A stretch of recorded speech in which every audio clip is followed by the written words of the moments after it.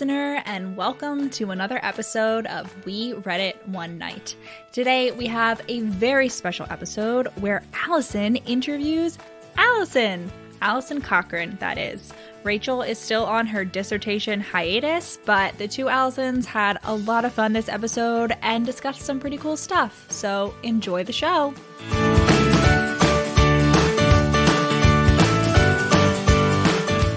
Hi, everyone. Welcome to We Read It One Night. I'm so excited to be here with my fellow Alison in crime, Alison Cochrun, the author of The Charm Offensive, which was the first book that we did this year. Welcome, Alison. How are you?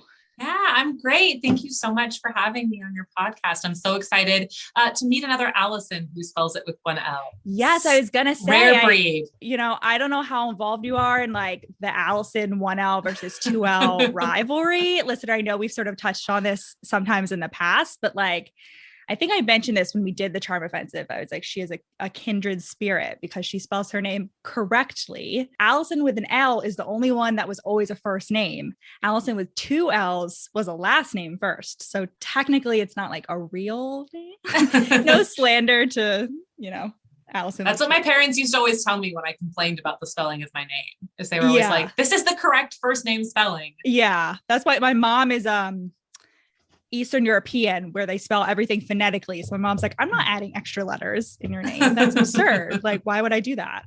But yeah, so it's lovely to have you here. We, like I said before, we were big fans of The Charm Offensive.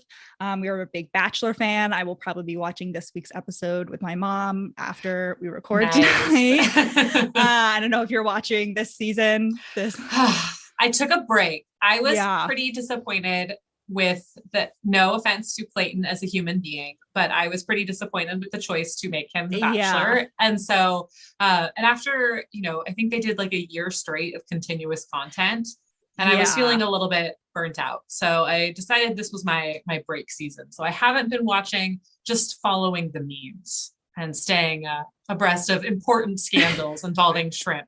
But otherwise, I know nothing. Yeah. No, I also, this was, I was like, we had a great top four, and instead you chose this man. But I thought it was funny because he did kind of remind me of Charlie in The Charm Offensive. Like, it's sort of the same description. Unfortunately, I don't think we're going to get a beautiful queer love story out of this. But shucks. Unless there's some sort of like Jesse Palmer's Clayton's father, drama going on there, because I wouldn't be surprised at all if that turned out to be true. But first of all, I wanted to ask, this is very random, but Dave in The Charm Offensive, we listened to the audiobook. We're big audiobook fans, and the audiobook says it Dave, but I've heard other people say Deb, and there's obviously like Dev Patel. So which is the way you pronounce his name? It is Dave. And the reason it's pronounced like correctly in the audiobook is that like the person who does his reading, so Vickers Adams, is like Indian Canadian. And so, he was like, let's like pronounce it the non-anglicized way. So like Dev is like an anglicized version of the name. Okay. But it is pronounced, Dave. So like E makes like almost like an ATH sound. So it's like Dave, like it has, there's like a little bit of a accent on it. As opposed to like, Dave, the guy that like coaches your kids like softball team, like Dave, like DAVE. It is pronounced a little bit different. So throughout, I also wanted to, talk about things that aren't just The Bachelor or name pronunciation, but I thought we could play like a little game throughout, and some of these are listener suggestions. So it's basically fuck, marry, kill. Do you know that fuck, marry, kill? Yes, but familiar. Because I love a theme, I have renamed it Tiara Puzzle Dungeon, so that it's like ever after theme. So like tiara is fuck, because that's what The Bachelor is for. Okay, cool. And then puzzle, because, Dave and Charlie, puzzle, that's Mary. And then dungeon is specifically Maureen's dungeon. That's kill. So like, perfect. All right. Tiara, puzzle, dungeon. Okay. I think it's in there. Okay. All right. And we can do refreshers. It's the same. I tried to keep it in the same order. Unfortunately, no one died. I mean, fortunately, no one dies in the charm offensive. So there is no good correlation. But yeah, I tried to make it on theme. I love it. And I know I just said we're going to move away from Bachelor stuff, but I thought just like a fun icebreaker for this one would be a Bachelor themed one, which is Chris Harrison, Jesse Palmer, who for those of you who are uninitiated is the new host of The Bachelor and also a former Bachelor, and Caitlin Bristow. Oh, that's so incredibly hard because I would like to both tiara and puzzle with Caitlin Bristow. So that's tricky, I guess. I know nothing about Jesse Palmer. He's a bland, muscular white man. Okay, but I'm going to assume that he could like fix things around my house. Maybe probably he might have that skill. So I'll go ahead and I'll puzz with him. Okay. For practical home improvement reasons. I'll tiara Caitlin, and then I will kill Dungeon Chris Harrison. Yes. Mm-hmm. Good job. Very much agree. Yeah, I agree. I would like to do more than throw Chris Harrison in a dungeon, but that's a conversation for another time. And we'll do one more for now. And this one is like queer themed. So we have some queer icons of Hollywood: Kristen Stewart, Tessa Thompson, and Kate McKinnon. Oh my gosh, I can't. Hard one. That is so rude. I can't put any of them in the dungeon. That is cruel. Oh my gosh. You could pretend. I feel like in this case, maybe we could pretend it's like a sex dungeon or something. Like it's sort of kinky, you know? Okay. I mean, I think, all right. So as painful as this is to make this decision, I think that I would tiara Kristen Stewart. Okay. Fair. Okay. She's also like getting married. And then I would puzz with Tessa Thompson. Because Tessa Thompson she's just like wonderful and I love her. And I'm so sorry. I'm going to put Kate McKinnon in a dungeon, but like, that's a really tough choice. Because obviously I love Kate McKinnon. Hard, yeah. And I feel like Kate McKinnon would become like she'd become the dungeon dominatrix. You know, like somehow with also like comedy skits. Maybe it's like a dungeon where like I go when I need to be cheered up and she like tells me jokes and makes me laugh. Yes. So maybe it's like that still sounds horrifying. But maybe slightly less horrifying. I mean, it is I personally am not someone who likes having like a private performance where it's just me and one other person. Like if someone were to write me a song and sing it to me privately, worst nightmare. So that does sort of sound like a dungeon scenario. You're right. That is the worst fear is like the singing a song directly to you when you're alone. I agree. I'm like, if you want to write me a song, send me an MP3, like send me an email. I'll listen to my own time and then I can text you. That's like an acceptable scenario. Best case scenario is that you just don't write me a song at all and I don't have to deal with that. I know. That was why I never understood the appeal of Jet was that Hannah's season of The Bachelor? Oh yeah, the singer, the one who had a girlfriend. Always. Yes. And he was always like pulling out his guitar and serenading her. And I was like, ugh, not hot. Don't do it. No. Dislike. Thumbs down. I would like to take back the rose. No tiara for him. So it's a fun little icebreaker. I'm going to bring that back at like random moments. We're going to play more of this. We got like a lot. Some of our listeners went like really crazy with suggesting. I love just it. sending I'm so like excited. 20 different things. We're not going to do all of them, but some of them are just very, very fun. But yeah, so, we kind of talked about, speaking of, queer Hollywood icons. This is Charm Offense is obviously a queer romance. You're a queer writer. We have your next book, Kiss Her Once for Me, coming out right in the fall, which you posted today, like a fun graphic with a bunch of descriptions of it. And that was like very rude because I had to work today. And instead I like was reading it was like second chance romance, like a Bill Pullman lesbian, like what is this? But so, you are sort of coming up as a debut author because The Charm Offensive was your debut in this, I would say like this new era of queer romance that I guess sort of started, I would argue, with like Red, White, and Royal Blue and is now sort of like booming. So, how have you sort of like, how do you see the queer romance space like changing? Like how, like, where do you see like your place in it? Or like, what are you trying to like do specifically for queer readers and writers and all that? Oh yeah, that's a great question. So I think for me too, one of the first exposures I had to queer mainstream queer romance was Red, White, and Royal Blue. And one of the things I learned after reading that book is that I didn't realize there were like tons of people writing queer romance. It just was happening more at like smaller presses or indie presses, or it was being self-published. And I think Red, White, and Royal Blue kind of helped one create, because the rom-com is a new like book genre, right? Yeah, and so we haven't had the romantic comedy in book form for very long. You know, we had like Sally Thorne's Hating Game and Jasmine Guillory's Wedding Date. And so that was kind of the first like big queer romantic comedy. And I feel like that has been really cool to see, this really successful subgenre within romance. We're getting all of these queer rom-coms. Yeah. And so I love that, but it does feel like it's relatively new that the queer representation in mainstream romance, and especially like, you know, these queer rom-coms that have been happening for the last like three years or so. Yeah. And so I think the number one thing I'm excited for is just more stories and more diversity within those stories, hopefully, because you know, if we look at like mainstream queer romances, a lot, like most of them are by white authors, like myself. We don't have that many trans stories. We had Anita Kelly's Love and Other Disasters, which is a book that I love. And there's an upcoming one. Oh, I love it. Yeah. And Chef's Kiss by TJ Alexander, which features a non-binary and trans protagonist. But overall, like I'm just excited for there to be more of these stories and more diversity within them.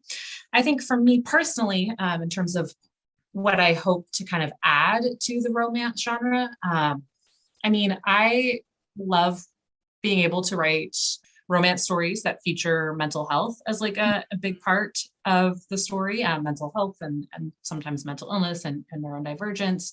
And so I like being able to write stories that characters kind of have those intersecting identities, both their mental health and with their queerness. And so I'm excited to continue writing more stories like that are hopefully also like funny and fun, right? So, because I think, you know, as someone who lives with depression and anxiety, I also want to see stories of people just, you know, living their lives and still getting their happily ever after. I also really like writing stories where like characters are sort of navigating their queer identities. And that doesn't mean necessarily always writing coming out stories. So, you know, I think for a lot of people, The Charm Offensive is a coming out story. My next book, Kiss Her Once for Me, is very much not. And so, but I still really like stories where we get to see characters kind of grappling with their queer identity on the page. Because for me, that's still relatively new. I've only been out for about 2 years. And I think too, that like, I see my queer identity as being pretty like integral to all aspects of who I am as a person. And so I like to see that in the stories that I read. I like to see that reflected. Yeah. Yeah, no. And that's something that I really sort of like about this new era of romance is showing queer people and showing neurodivergent people and showing people with, you know, various mental health issues that we get happy endings, you know. And, you know, we always talk, you know, obviously representation is a huge discussion everywhere, not just in romance, but like in all genres and all media formats. But I think happily ever afters and love stories and like joy in representation is even more important, because like, you know, I don't want to read another book about people like me being sad. You know, I like people being happy, or, you know, like they can be sad, but they ultimately, you know, get to live a fulfilling life. Yeah. And that was something I know that you sort of like the writing of The Charm Offensive was sort of like part of your gender and sexuality, like exploration and, you know, sort of discovering where you were like on the spectrum. And that was something I really appreciated with Charlie, was that he like you know, he doesn't have a label. He's just like, I'm queer and I'm going to figure it out. And if I never like have a word, then that's fine too. And so sort of how is that, do you want to like speak a little bit to, you know, how writing The Charm Offensive was like important to your own journey? Yeah. I mean, it sounds cheesy, but definitely writing this book is kind of what enabled me to come out. I like to think that I would have figured that out and like been able to go through that process without it. But I think it would have taken a lot longer. Whereas in writing this book, it kind of helped me realize that it was something I needed to figure out. And that like set me on the journey of figuring that out, because I knew I wasn't straight, but I had kind of suppressed that a lot and had tried not to deal with it, and had kind of coped by staying very busy with work and kind of neglecting all aspects of my mental health. And then writing this book kind of helped me confront that head on. And so really like I wrote this book, and then it still took me, like I wrote the first draft of this book, and then I like printed the first draft and was going to give it to my best friend. And I was like, and I'm going to come out to her. I'm going to tell her I'm not straight. Like, it's going to be great. And then I still didn't come out to her for like another 9 months after that. Yeah. So that didn't quite happen the way that I had envisioned in my head. It turned out that was like a harder journey than I expected it to be, especially considering, you know, I'm really fortunate to live culturally in a place where I knew that I was going to be accepted. And then to also be in a family where I knew, you know, when I came out as gay, that I wasn't going to face any resistance or hardship at all. And it was still difficult. And then in terms of like exploring the asexuality spectrum, that was something that happened more organically over time as I was writing drafts of the book. I put a lot of myself into Charlie as a character. He has a lot of me, and I kept revising it and exploring like his potential like asexuality and like demisexuality more and more. And it kind of became the way that like I got closer to figuring out a label that I felt comfortable with. And honestly, you know, a big part of why Charlie doesn't arrive at a label in the book is because at the time that I put my pen down and finally stopped editing it, I wasn't quite sure. I was like, I'm probably demi, but I don't know. And so I just kind of left it open-ended, because that's where I was at the time, you know, back in whenever I finished editing, early 2021. That's like, I don't know, that's really just like as a reader and, you know, sometimes like a writer's romance, it's really amazing in a lot of ways to sort of hear like how writing, and particularly writing romance, can be like a means of self-discovery, you know, in all aspects of our life. And that was, you know, for me too, reading romance, you know, there's a line in, let's go back to Red, White, and Royal Blue. There's a line in which the main character, oh my goodness, what's his name? Alex. Yes. Yeah. I could only remember David Bowie, and I know that's not. He's like, you know, someone who's not bisexual probably doesn't think about, you know, whether they're bisexual is what they probably don't like think about whether they like the same. The line is like, straight people, he thinks, probably don't spend as much time convincing themselves they're straight. And I remember reading that and being like, oh shit, that's a problem. Like, I read that line and was like, oh my gosh. Yeah. No. I was like walking in the park and I just like stood still and I was like, well, shit. Yeah. This was a call out post, like specifically for me, like in this book. Like, yes. Yeah, it was a brain blast. Okay. We're going to play another round. Okay, I'm ready. Of Tiara Puzzle Dungeon. Okay. All right. We're going to go with a little bit of an easier one. This is not queer themed. Okay. This is, okay. Spaghetti, angel hair pasta, and linguine. This is a listener suggestion. Honestly, this one is even harder because I have to like distinguish food subtleties. I guess I'm going to say like, Tiara linguine, Puzz with spaghetti, and Dungeon angel hair pasta. Okay. I think I would swap linguine and angel hair pasta. You would. Oh. Yeah. Yeah. I used to be very anti-angel hair, and then I accidentally bought it once sometime during my many pasta days during the pandemic. And I was pleasantly surprised.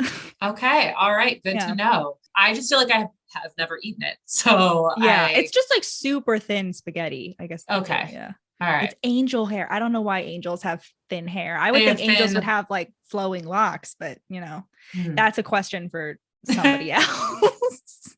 Okay. One more. So this is also a listener suggestion, but I want to check first. Are you at all familiar with Gilmore Girls? Oh, yes, of course. Okay. Yes. So the question is Jess, Dean, and Logan.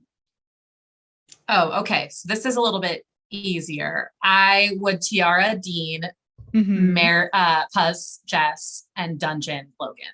For sure. Oh, so you're not a Logan fan? Oh no, I am not a Logan fan at all. There's been, I've heard, I feel like people, there's always been a consistent like dislike of Logan. And then recently I feel like there's been a resurgence of like Dean hatred. I feel like, I don't know, Dean has like, Jared Padalecki just seems like a nice man. Like, I just feel like he would be very sweet. So I can sort of like picture him and that helps a little bit.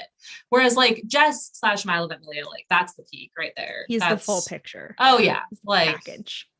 Absolutely. You're like 16-year-old bad boy dreams. Yeah. Yes, absolutely. I mean, even now I don't watch This Is Us, but I, get Facebook ads for it. And even now I'm like, he still got it. Yeah. He's still got it like 15 years later, however long it's been. Okay. So we sort of, we obviously talked about like, queer identity and how identity and romance are interacted, but a little bit sort of lighter questions about that. What was the first queer romance that you ever read? The first queer romance I ever read was Red, White, and Royal Blue. Okay. Yeah.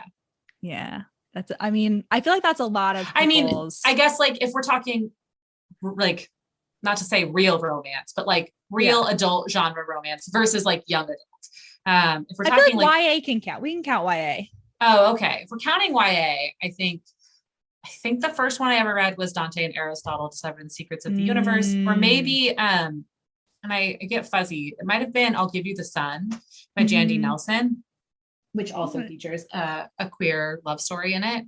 And both of those were like, I was in my like mid 20s. And I just remember like that in both stories, though they were about like male characters, I was like, I related and connected with them so much. Yeah. And I was like, oh, it's because I'm such a good ally. And it just took me a little bit longer it took me a few more queer stories to realize that was not the situation. It's always the pre-queer awakening. I did a lot of theater in high school and I was like, no, I just have a lot of queer friends, but I'm just the one straight person. No. Yeah. Looking back, I'm like, you are a fool. You are a beautiful little fool. But first queer romance you ever read, what is the most recent one you have read? I like just finished today reading Count Your Lucky Stars. By Bell. So I'm so bad at names. Yes. No, it's okay. Alexandria Bellafleur. Yes. And so I knew it was the very last one pretty. It's so pretty. It's like if that's her real name, like she's so lucky. If that's a pen name, like perfectly crafted. Yeah. But yes, so I just like finished listening to that today as I was like getting ready. So that is my most recent. Nice. And then what's one that you think, besides The Charm Offensive, obviously, what's one queer romance that you think everybody should read? You can do like top 3, because I know like asking people to pick top books is cruel. That's so hard. I mean, I do like, obviously Red, White, and Royal Blue has like such a soft spot in my heart. And so I do like really love that one. I also would say, oh my gosh, this is so difficult. I love Boyfriend Material by Alexis Hall. I think that like, if you love just like funny books, that book just like got me through such a terrible depressive episode. And such a special place because of that. I also love Take a Hint, Danny Brown by Talia Hibbert. And so because speaking of books with like autistic protagonists, like Eve Brown is such that book was very impactful for me. But Danny Brown is so good. And then last one, I just read recently, Delilah Green Doesn't Care by Ashley Herring Blake. And I just really like that one too. That one doesn't come out till next week, right? It comes out. Yeah, no, it does. It comes out like a week from today. So yeah. Cause I'm pretty sure we're recording this on February 15th. So it's going to come out. The book is already out now. You can get Delilah Green Doesn't Care. Go get it. Now. It's amazing. I have it. Yeah, no, I was thinking of the title. I have it on hold at the library, and it's just got it'll be available in a week. And so I'm very jealous of your ability to get advanced copies. It was so good. Yeah. The cover of Delilah Green Doesn't Care just looks like, it's so beautiful. It's flawless. Yes. I'm in love with it. And I mean, sapphic romance in general, I mean, like you were saying, a lot of the early romance that you read that was queer was gay romance or like men. And sapphic romance is now, I feel like, just starting to sort of have like its own moment. I know like you're obviously coming out with one this year, and we just listed several. So like that's really exciting. Yeah, I'm super excited. I think there are so many, in terms of like, we're talking mainstream adult romance. I think there are more sapphic books coming out this year than there are like books. And so I am just very excited about the wealth of sapphic romance coming our way. Yeah. And I feel like that's like the first time that's happened, that, it's gone. Yeah, and don't quote me on that statistic, because that was made up. So that was not real. That does not like come from publishing. That's just like well, my publisher sent me thinking of the list of books I know that are coming out. And I just feel like we are really fortunate this year. We're going to get so many. I mean, we've already had, Count Your Lucky Stars was like an amazing sapphic romance. Delilah Green is out. People listening can get it. And so, it's a good year for books about women falling in love.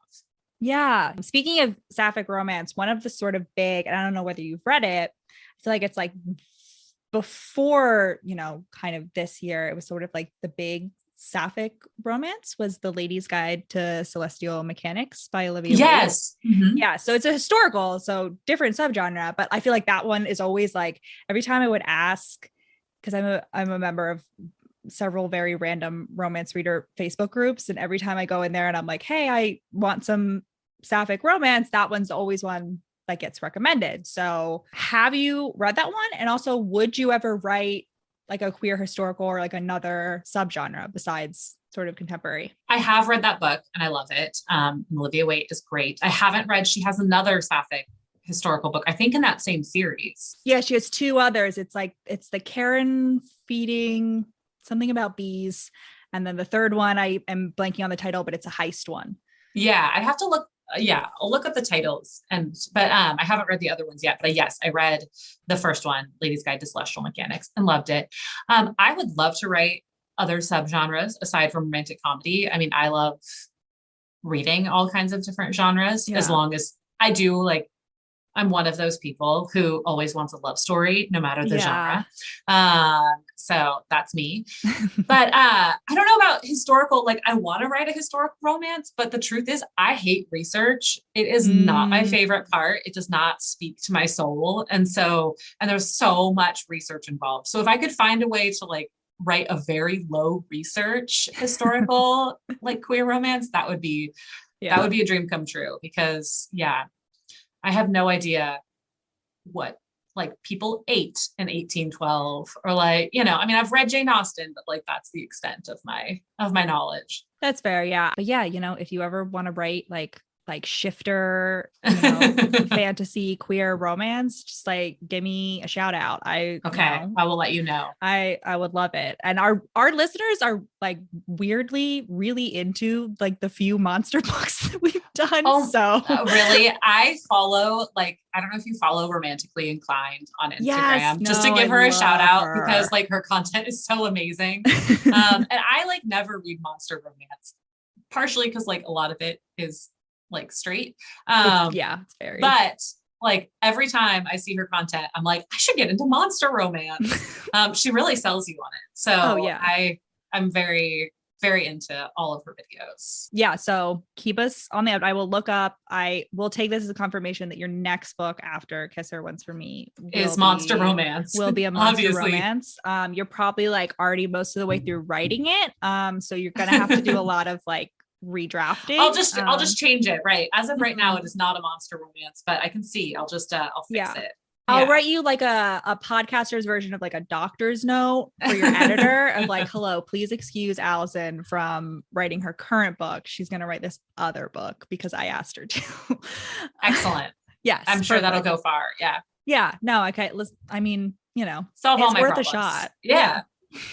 I'll like CC the publisher. It'll be great. The marketing team will be in there.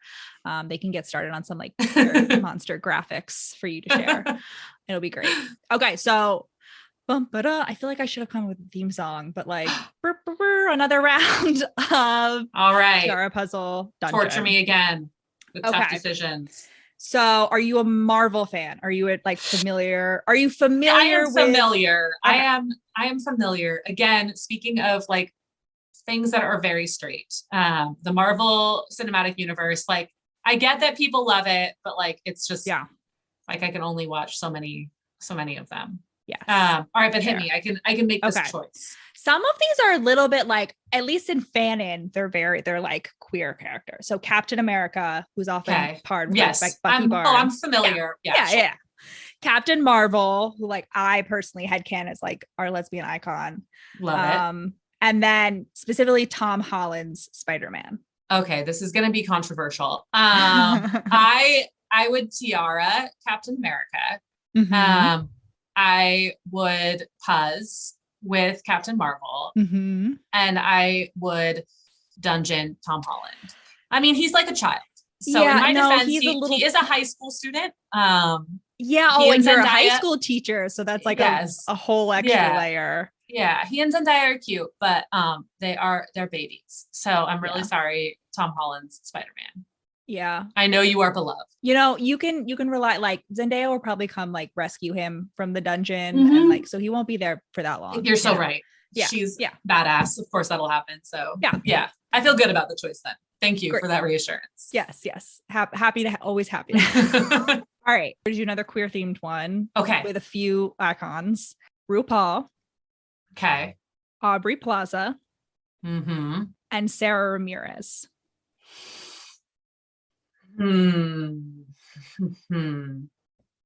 Okay. I'm so sorry. Again, I am going to tiara Sarah Ramirez, puzz with Aubrey Plaza, and dungeon RuPaul. And I know, like, such an icon. I feel really guilty about it. He would start she would start like a drag show in the dungeon. In the dungeon, things would work out okay. Yeah, I'm just going to assume everyone like thrives and lives their best life in this dungeon. They can all just party together, eat some angel hair pasta. It'll be fine. Exactly. Like this is turning actually into a pretty lit dungeon. And now I kind of Kate McKinnon is there cracking jokes. Like it's all good. Yeah. We got like entertainment. We got, exactly. Ooh, the dungeon is seeming more and more appealing. More and more. Okay. So in a book themed one, paperbacks, hardcovers, or audiobooks. Oh, okay. I guess I would tiara audiobooks. I would puzz with paperbacks, and I would dungeon hardbacks. Yeah.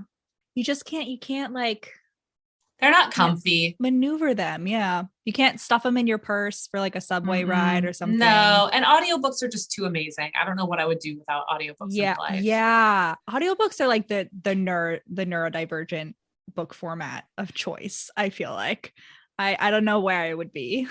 I just like love, especially like my attention I've struggled so much to read physical books and eat like ebooks the past couple months. And so really, I think it's been like graphic novels and it's been audiobooks. And that's kind of been my primary way of being able to consume stories. So when I first started reading Roman, and that was the first time I really started reading again. And I was an English major. So that, I feel like the English major pipeline is, you just hate reading by the time you graduate. But in March 2020, at the very beginning of the pandemic was when I started reading romance. And for that year, I read books with my eyeballs, and 2021 me and 2022 me is like on that, 2 times speed audiobook train. Like it's gotta be sped up. They just speak too slow if they don't. I'm honestly really proud of myself. I finally got to 2 times speed. I was at like 1.5 for a really long time. That was as fast as I could go.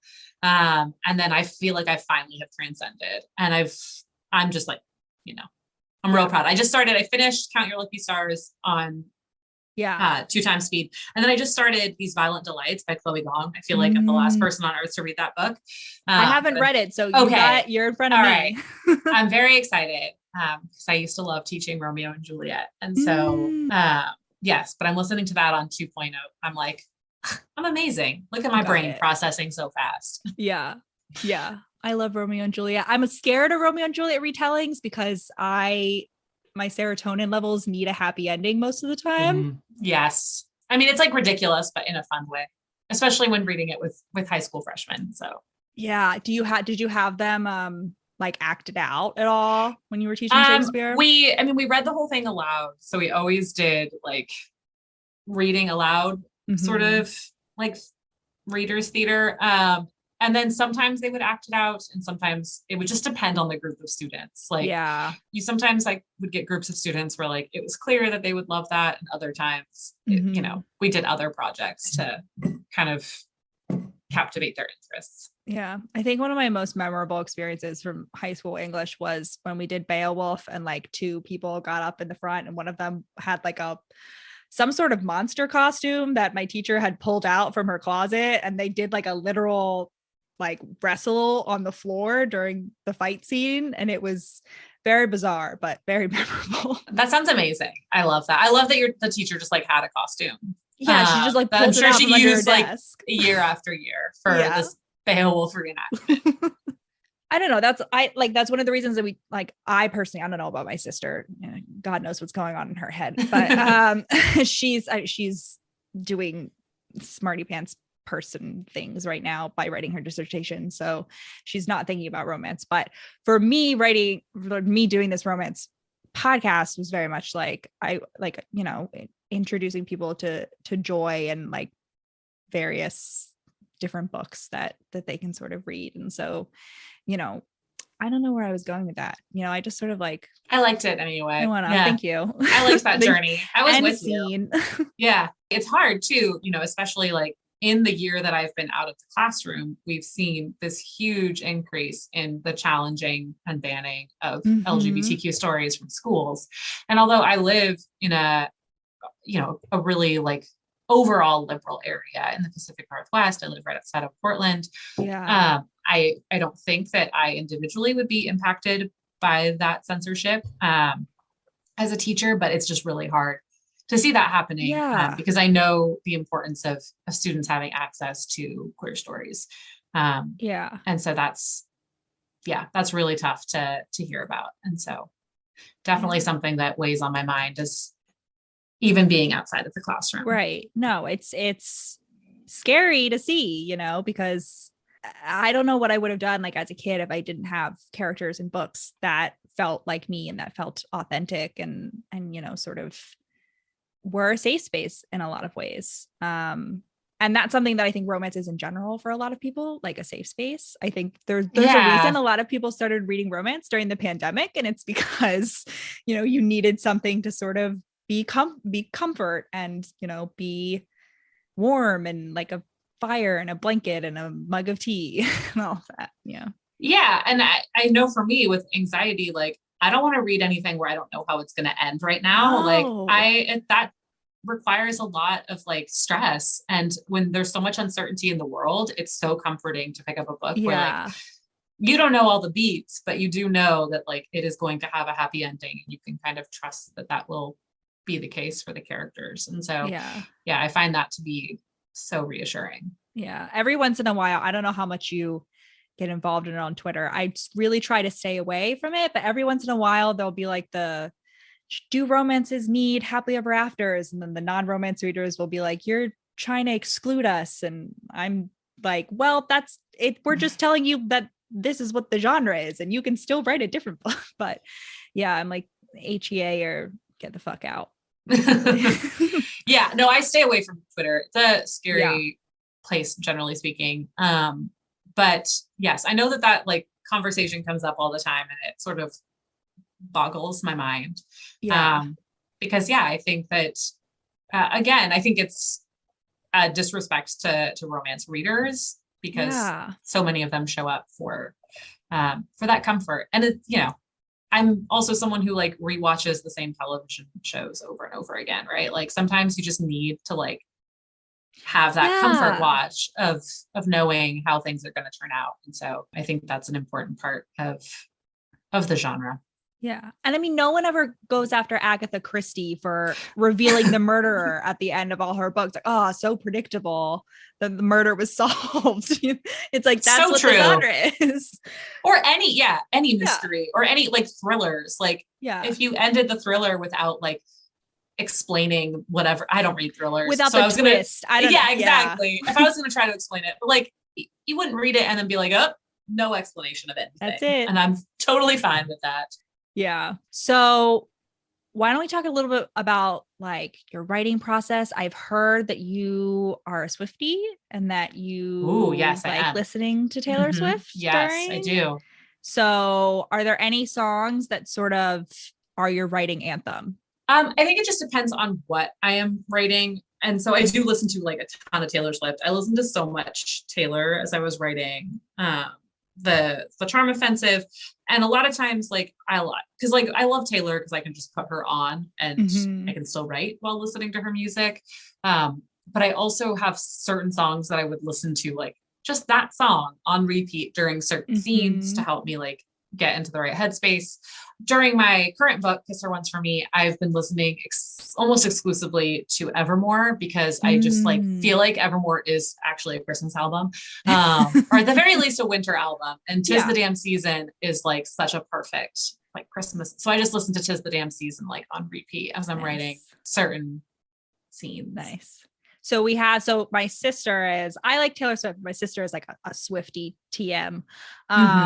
And so I asked her to come up with like some theme songs for the Charm Offensive. So she has one for Charlie, one for Dave, and then one for like their relationship. Oh, I love it. Okay. Oh my gosh. I wanted to get like your take on, cool vibes. Okay. So Charlie's theme song is Call It What You Want. Ooh, okay. I can see it. Yeah. Yeah. She was very much like analyzing the lyrics. And I woke up one morning to like 150 text messages from her of like being like, well, this has this lyric and like this feels more like Charlie and this feels, and I was like, I applaud you. I really like to listen to the Lover album. And that's my sort of Swiftie experience. And then Dave is Love Story, Taylor's version, obviously. Yes. That one I 100% agree with. That is the song I listened to the most while writing that book. In fact, like in a like very original version of the book, there was a scene where they sang that song and it like had lyrics from Love Story. And then my agent had to be like, girl, you can't afford this. And so I cut the whole scene. But yes, that one I think like perfectly encapsulates him as a character. Yeah. So. Well, listen, if you ever figure out a way to like in like a newsletter or something to like release that deleted scene, I don't know whether you're allowed to do that if you like release it for free. So I don't know either. I don't know what the policy is on that. Yeah. Copyright law says. Yeah. Let me just like BRB, I'm going to get a law degree. I'll come back to you. I'll let you know. Yeah. And then for their relationship, she had Enchanted. Ooh, for love the whole it. thing. Yeah. Very nice. Yeah. So those that are is excellent choices. Our Taylor Swift Charm Offensive playlist. And I wonder whether you can, this is a lot of pressure, so feel free to say no, can give a playlist for Kiss Her Once for Me, like the two main characters and then like their relationship.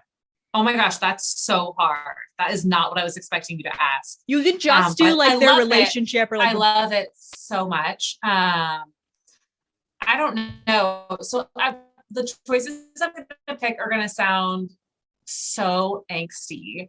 And so it's going to make you think that like I did not write a rom-com. But I'm going to say for the main character, Ellie, Back to December. I'm going to say for the love interest, her name is Jack. I'm going to say Cowboy Like Me. And then for their relationship, I'm going to say Tis the Damn Season. But again, that makes it sound real dark. My favorite rom-coms are the ones that are just like very secretly in between jokes. You just like cry a little bit. Like, and that is, there's like a lot of, it's a high angst book. But I just haven't thought of like fun examples yet. No.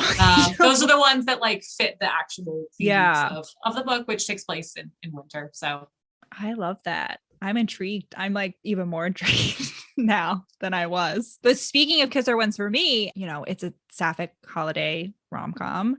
So, you know, be honest, was this happiest season like reparations? Because I know. So there are like 3 sapphic Christmas rom-coms, like adult Christmas rom-coms coming out this year. And it does seem like all of them would be in response to happiest season, but because of how long like book writing takes. So like I started writing the book in June of 2020. And then happiest season came out in like November of 2020. Yeah. And so it did not start as like a response to happiest season, but definitely like that came out. And just in terms of, what I want from my like holiday sapphic rom-coms. Yeah. Listener, for those of you not familiar with the disappointment that is happiest season, it starred Kristen Stewart and Aubrey Plaza. Unfortunately, Aubrey Plaza and Kristen Stewart are not the couple, and they should have been. And that's really all you need to know about that. It is shocking. It was just, I remember I texted my roommate, who's also queer, who had like, she'd already watched it as soon as I finished watching it. And I was like, what the fuck? What was that? What is this? Very disappointing. Yeah.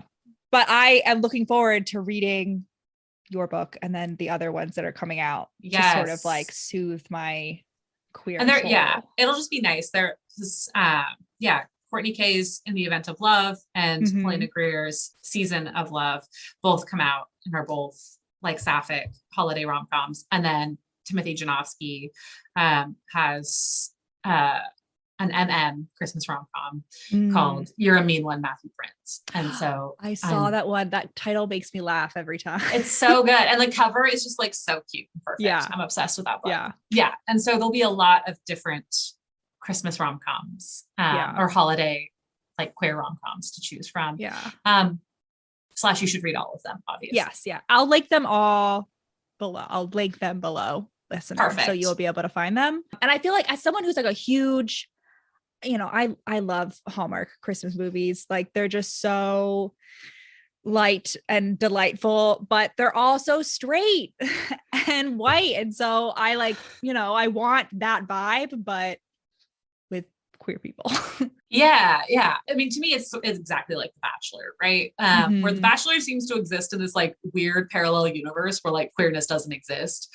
And because it's like, it's so heteronormative, like to this just like incredulous degree. And I feel like Hallmark Christmas movies tend to be the same way. It's as if, somehow there's an endless supply of like straight people to fall in love on Christmas tree farms, but and to save their like grandmother's bakery on Main Street. Exactly. So many straight people are doing that really important holiday work. And I'm like, listen, are you telling me that like there are no gay people who own a cutesy bakery or like a butch lesbian who owns like a Christmas tree farm and wears flannel all the time? Like you're telling me that those don't exist in abundance?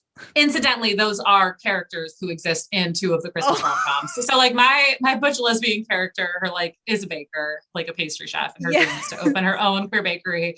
And then in Courtney Kay's book, she's not a butch lesbian Christmas tree farm owner, but she's like a bisexual Christmas tree farm owner who like wears flannel. So like we're out here trying to correct that oversight. Yeah, for sure. I love that. I love it so much. I'm very excited about it. We'll talk about Kiss Her Once for Me. You asked this question when I sent Alison a list of just like general topics I wanted to chat about. And the last one was this topic. And Alison very kindly emailed back and was like, I have no idea what this is. Can you please explain? And it was because I asked her to rate Kiss Her Once for Me, her next book, on our cat scale. And if you are a longtime listener, you know what the cat scale is. If you're not, we have an episode on that is 4 minutes long and you can go listen to it. But obviously you can't give us any spoilers for your book, but could you rate it on the cat scale? Yes, I've been giving this a lot of thought because you told me that you rated Charm a 3 on the cat scale, right? Because and that was again not like we didn't like it, just like I'm cool with it. Energy. I liked it. Yeah, not a lot of cat energy, definitely a lot of dog energy. Yeah. Which made me realize I do tend to write dog energy characters more than cat energy characters. But I think in Kiss Her Once for me, the main character, Ellie, like has just like hella cat energy. So like she's definitely a cat and not a dog. And then one of the like main side characters, also they have like real strong cat energy. So like I would say that this one is like a 6 maybe. I would say it like doubles the cat energy of Charm overall. Okay. All right. That's exciting. I like, we have Christmas cats. Like that's, yes. I mean, but to be clear, there are no cats in the actual book. No. Yeah. Unfortunately, I am a dog person. The character, she has a dog. So is there any growling or like hissing, you know, like, or like mewling? I really like that. Like, I think if you can write a romance novel where nobody mews, like, good job. I feel like that's like obligatory, right? Yeah. Right. So there has to, we'll have to reread my scenes, but I'm sure that somebody like mules at some point. Yeah. You know, curls on like a kitten. My favorite description is a lot of times like women after they orgasm, it's like she was boneless as a kitten. And I'm like, all right. Yeah. There it is. I don't know what that means. Kittens have bones, but yes. Yeah. I guess like flop. I don't know. You flop. Yeah. I accept it. And then I move on. Yeah. I'm here for whatever imagery people want to use. As long as like someone gets their clit stimulated, like I don't really care, you know? Yes. So I would say like maybe a 5.5 to a 6 in the cat scale. All right. Yeah. So we got double the cat scale. I mean, double the cat energy. That is exciting. And I feel like it makes sense this is going to sound very stereotypical, but I feel like sapphic books are generally have more cat energy than MM books. Yeah. Yeah. And this one, my love interest, 100% dog energy for sure. Yeah. But is that the Bill Pullman lesbian character? The Bill Pullman lesbian character, which like, I don't know. I like said that offhandedly in that interview with Entertainment Weekly. And now I'm like, oh, they like made that the headline. So I guess I have to like now constantly talk about Bill Pullman. I wish Bill Pullman would like reach out. We could like partner up, some kind of promotion. Write a blurb like I approve. This is in fact me in lesbian form. Yes. I would really love that. That would be great if we could just get that quote on the cover. Yeah. I mean, I'll have my people reach out to his people, but yes, that character, dog energy. Her brother, right? Because the fake dating trope involves the brother. Yeah. Also dog energy. All right. There lots to think about. I'm gonna like take the Taylor Swift playlist and I'm gonna take the cat scale and I'm gonna like ruminate over them for like the next 9 months or however long it is until the book comes out. I'm gonna like fret my answer to the Taylor Swift question forever. And so that will haunt me. I will have to come up with a better answer. This episode comes out March 1st. So if any time in like the next 2 weeks, I'll print a correction. You're like, I need to offer a correction. Happy to put that in the description. We'll make a post, we'll make like an announcement post. Be like, listen, it's like, you know, the New York Times, whenever they do like a correction, it's like a big, like, that's what it'll be like. Exactly. I stand by those 3 songs as being integral to this book. Yeah. And like, you go to my website. Like I have playlists for my second book. I also have like playlists for all the characters in Charm. So like, you can see exactly which Taylor Swift songs I was thinking of. Yeah. But yeah. So. All right. So we're going to do another fake theme song. Let's go. Tiara Puzzle Dungeon. Okay. Bring it on. So this is I just brought up the New York Times. This is on hand. This is a listener suggestion. We have the New York Times, the Washington Post, and the Wall Street Journal. Oh gosh. I love that you think I love that like this listener thinks I'm like cultured and like read the newspaper beyond headlines. I would say like crosswords, politics, and finance. Yeah. I guess I would Tiara the Washington Post. I would puzz with the New York Times, and I would put the Wall Street Journal in the dungeon. Yep. And everybody be real bummed. Really would bring down the party dungeon vibes, I feel like.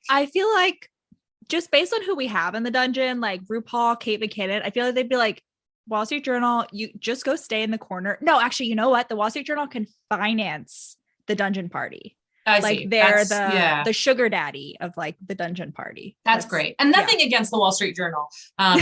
Again, says the woman who like doesn't read any news that is not from like them. You know, like, I don't know. All my articles are like autostraddle. Yep, that's news.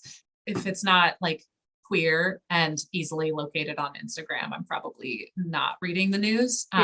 Because the pandemic, after like intense, I think a lot of people, right? After like intense news spiraling in the beginning of the pandemic, it became pretty important for me to like limit my news consumption. Yeah. No, I used to listen to the Daily from the New York Times, you know, daily because it came out, and I would listen to it mostly on my commute. But yeah, after a month, I was like, I'm gonna unsubscribe from this until the end of the pandemic. Just can't do that. Yeah. Yes. Definitely. All right. Are you in any way familiar with like Twilight? I'm a millennial woman. Yes. I don't know. I'm so sorry. Thank you for respecting that I could maybe not know what Twilight is, but I don't know how that would have happened. I thought you knew what it was, but I know. Okay. So as someone, I'm a Twilight fan now, but I was like a huge fan back when they come out. And then I went through a long Not Like Other Girls phase. And so I know the Not Like Other Girls juice is very strong when it comes to Twilight, and some people just missed it. I am 100% like Other Girls. I love Other Girls in all ways. So yes, I'm very familiar with the Twilight franchise, and I'm ready if this is a Twilight related topic. Yes. Okay. So prepared. Bella, Alice, and Rosalie. Oh my gosh, that's not what I expected.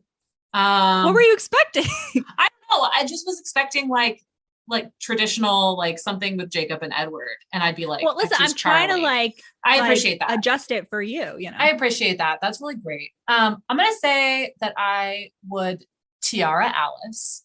Okay. I would, and this is based on the characters in the books, right? Yes. Yeah. Okay. I would marry Bella. So I would puzz with Bella, and I would put Rosalie in the dungeon.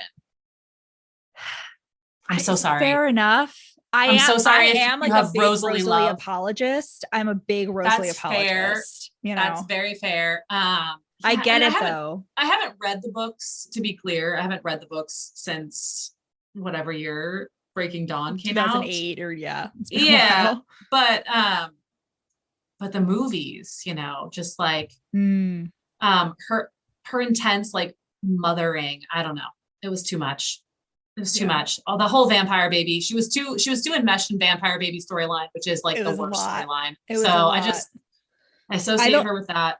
I don't know if you read Midnight Sun, but Edward. I did not. I mean, Edward is just, you thought Edward was a dick before. I mean, he just really ramps it up before. Does he? And he's so mean to Rosalie in his inner thoughts. And so I read Midnight Sun and I was like, all right, I'm team Rosalie 100%. That's fair. I actually don't dislike Rosalie, to be very clear. Yeah. I do think she gets a lot of that Not Like Other Girls hate. Yeah.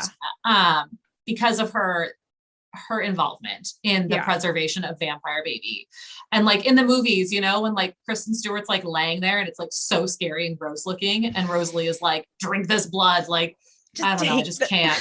I'm just like, I don't know, man. It seems like this baby is like gonna kill you. It's so weird. Stephenie Meyer really went full Mormon on Breaking Dawn, and I don't know whether it was for the better.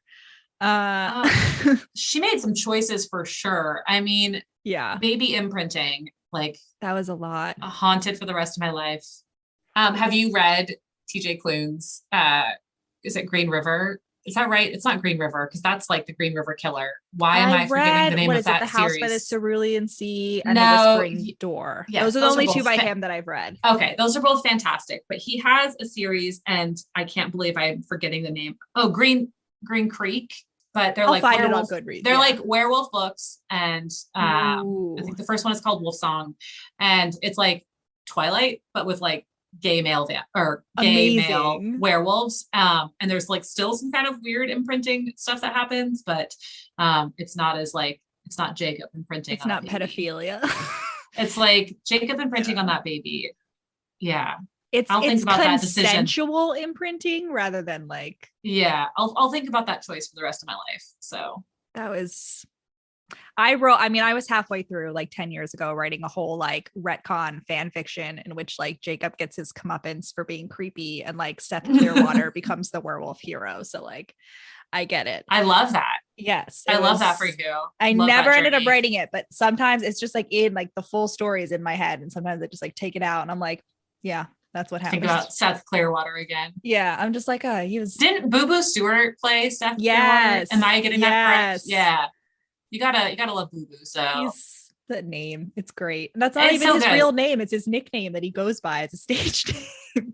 Yeah. If Boo Boo was on like Tiara Puzzle Dungeon, like Boo Boo would get Puzz for sure. Like, yes, I love Boo Boo Stewart. He was great in Julie and the Phantoms, and I stand by. Yeah, he was in The Descendants. I was babysitting a lot when The Descendants was coming out, so I watched like quite a lot of that. My niece made me recently watch that entire series. I was pretty outraged that there were no queer characters in that series. Just to like completely tangent, like I really felt like that was a miss because there were like a billion different characters introduced in that 3-movie series. Yeah.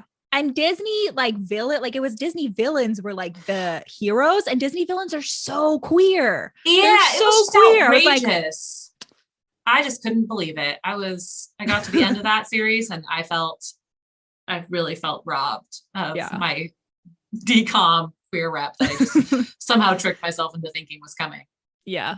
We give Disney too much credit ever since, they didn't give us the Chad and Ryan love story in High School Musical that we deserved. That's your sticking point. That's the one that you come back to. They had a whole homoerotic musical number song in the second movie, and they changed clothes at the end of that song, and yet straight allegedly.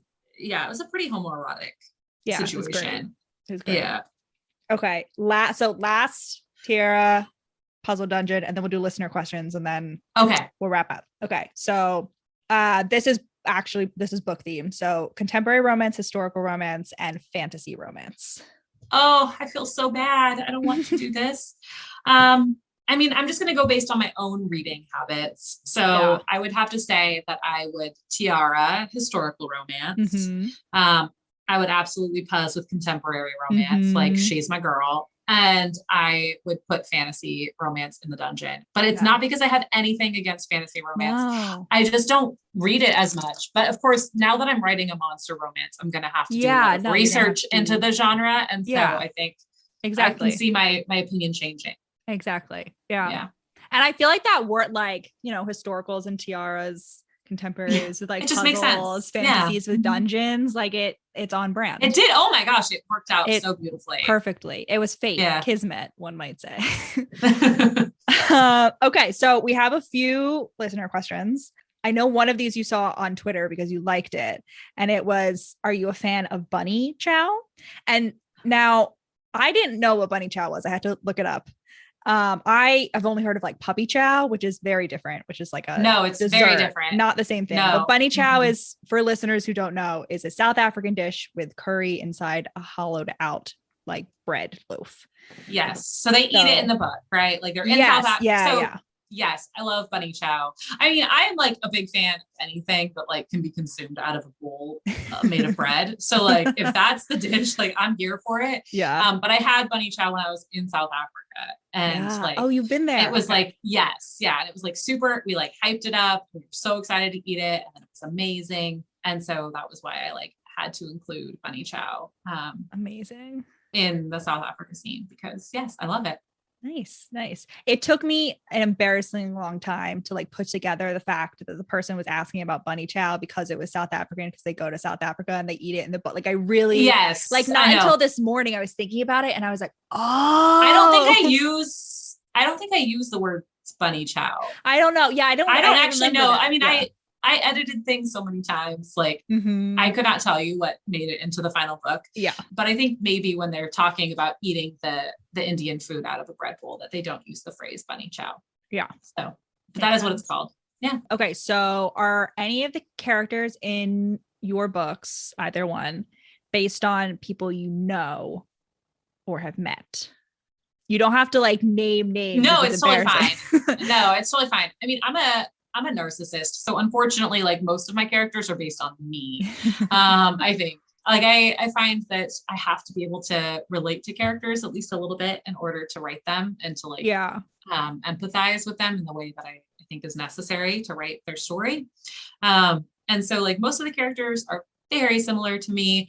I would say Parisa is like, I have absolutely nothing in common with Parisa. Like that is not me at all. She has like no part of me. She's like way too cool to have my personality. And so she is more so like a combination of a lot of my very close friends in real life.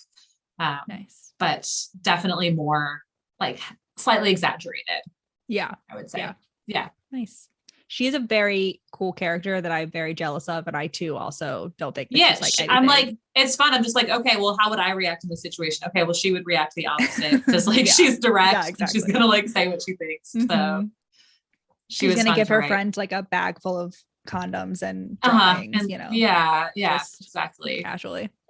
Okay, so last question. What puzzle are you working on right now? Or that you did recently if you're not working? Okay, so controversy. I have pretty medium feelings about puzzles. I know it's like shocking. It is like scandal. I know. I love them sometimes. But most of the time, like my ability to focus, and I have like no attention to detail whatsoever. And so I'm quite terrible at puzzles. But I know. So that aspect of his character is borrowed from a lot of people in my life. And my sister is actually the one who calls like doing a puzzle puzzing. Oh my god. That's like a real life thing that she would say. And she like said it and I like put it in the book and then she read it and she was like, hey, you stole this from me. And I was like, yeah, like I hope it's cool. It's super weird. I think people are going to think it's odd, but I'm going to do it anyway. And luckily people have been very kind about puzzing. But I got COVID. And yes, I had COVID and I did my girlfriend like got a puzzle for me before she had COVID. And then of course, like we had been separate, but then we were exposed from the same person. And so eventually she tested positive for COVID. And then really she actually did the whole puzzle. Like we did it together, but like, no, she's a Virgo. So she did the puzzle and like my like Pisces ass just like watched and like got distracted. So fair enough. What was it a picture of the puzzle that you it supervised? Was like, yes. It was like books that were movies that were funny titles. I like can't even she got it at Powell's in Portland. And so it was like book and movie themed, but with weird puns. Yeah. Nice. I like that one. My mom and I do puzzles pretty frequently and we listen to audiobooks and we like to go to we get them from like Goodwill and like Salvation Army. So like there's just sometimes really just weird stuff there. Yes. I'm all about the puzzle exchange. So like my friend group, everyone is way more into puzzles than me. And so they do lots of like, I finished this puzzle, like pass it along, share the puzzle well. Oh, nice. So and I feel like that's an effective way. Cause then you can buy the like high quality, classy puzzles. Yeah. And everyone does that. You do an exchange. So. Wow. Can I join your friend group? Yeah, because like none of my friends puzzle and like, oh my gosh, my friends are all about it. And especially like during the pandemic / like whatever depression, you know, it's winter is hard here. So checks out. Yeah. All right. So that is it for tonight. Thank you so much for chatting with me. This has been so much fun. Yeah. Thank you so much for having me. Thank you to everybody who submitted those amazing questions for Fuck, Marry, Kill. You've caused me so much anguish. I'll be thinking about my responses forever. So yeah. So if you haven't read The Charm Offensive yet, I don't know what you're doing. You're a fake fan of this podcast, but you should read it and you should pre-order. You could pre-order now, right? Because there was you can pre-order Kiss for Once for Me. Yes. Yeah. And so I will put the link to both of those in the description. Amazing. Awesome. Right. Thank you so much for having me, Alison. Yeah. Have a good night. Wow. That was amazing. Thank you so much again to Alison Cochrun for joining us today. And I really hope you all enjoyed listening to our discussion. We are hoping to bring more authors on the podcast in the future. So if you have any authors that you are hoping for us to interview, give us a shout out to our email at wereaditonenight@gmail.com, or slide into our DMs on any of our socials, which are Instagram, TikTok, and Facebook at We Read It One Night, and on Twitter at We Read It Podcast. We would love to connect with you in any way, so give us a follow, give us a comment, give us a like. And also, wherever you listen to your podcast, please do give us a rate and or review. It takes 5 seconds to give a rating, and it really, really helps us out, and also gives me the little warm and fuzzies every time I see our rating has gone up. We really appreciate everyone's support so far, and we love making the episodes of this podcast. Rachel will be back next week, and thanks so much for listening. Godspeed, comrades.